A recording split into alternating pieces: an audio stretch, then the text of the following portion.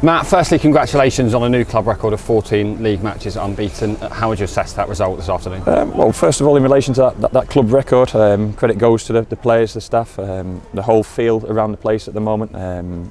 I sensed a bit of excitement today. It felt like there was more here, and not only were there more here, they were making a little bit more noise and a little bit more vibrant. And even in the lounges before the game, you could just sense a little bit of anticipation and expectation in relation to today's game. So I'm pleased we've put on a good enough performance to win the game. That big bank, I mean, certainly in my time at the club, that's the best I've seen it post-match. I mean, they were so loud, stayed out, even when the players had gone in, they were superb at the end. Yeah, and I think it's the first time I, myself as manager, won 4 games on the bounce, so that probably shows the feel-good factor around the place at the moment. But we know how quickly football can change. My focus, as always, is on the performance and on the players' mental and physical well-being. We've got to brush themselves down and get them ready for Tuesday night, but I was really pleased, I just touched on it there. We lost a couple of centre midfielders throughout the week. Harry Kite, who's not been in the fold as late, stepped straight back in and performed really well. So, as always, we're only as strong as our squad at the moment, and I'll make changes again on Tuesday. Looked pretty comfortable for the first 80 minutes of that game, and then the final 10 minutes a bit nervy. Yeah, and like, we could have not been out of sight, but could have gone further ahead, both Giovanni and Sam, in relation to those 1v1 moments, and then the lads showed a really good bit of quality by smashing in the top corner from 20-25 yards, and it felt a little bit nervy towards the end, but I generally felt we were in control. I felt we deserved the 3 points. They're a better side than the league table suggests, and I think they've shown it today, certainly in terms of their away form, and it causes a few problems in terms of space at times, but the mindset of the group, and I keep on using that word, is outstanding at the moment, and I can see the group doing some running now. They'll have their thoughts towards Monday and Tuesday.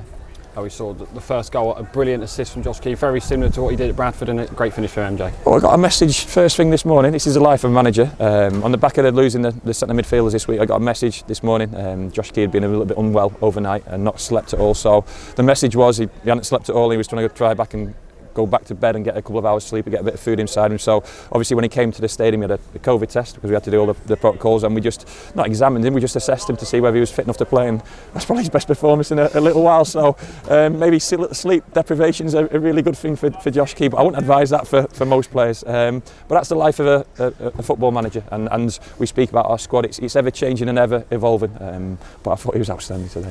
I know Giovanni Brown had been itching to get his first goal for the club. A superb moment for him. Yeah, delighted for him.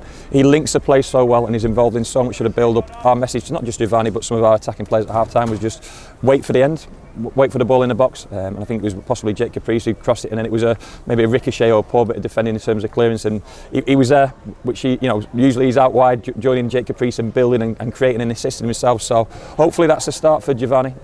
I think he's got the most amount of assists in the league, and possibly in the Football League as well. And now if he starts adding goals as well, that will take a little bit of stress away from him.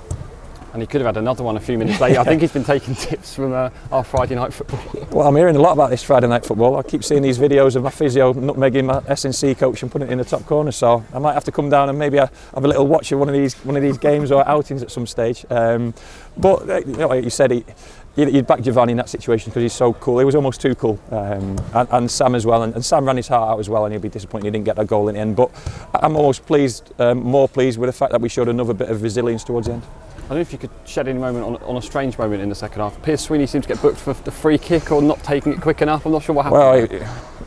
Well, I think the referee booked the wrong player, because I think it was Archie or another player on the ball, whilst it was not time wasting, just delaying and taking his time in relation to the free kick, and then Archie moved away from the ball and Piers went to the ball, and Piers had just got to the ball and got booked off the back of that. So hopefully that doesn't.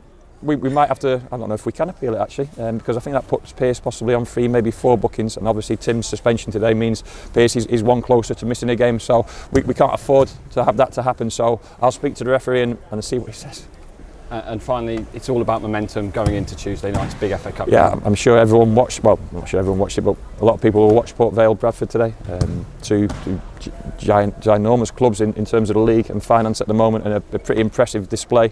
And Bradford came strong towards the end of that game, so it'll be a tough test again on Tuesday. But like I say, I'll utilise the squad. The pleasing factor is that we had a bonus night, but a good game to go into this weekend from Wednesday night, and I'll use some of those personnel on Tuesday.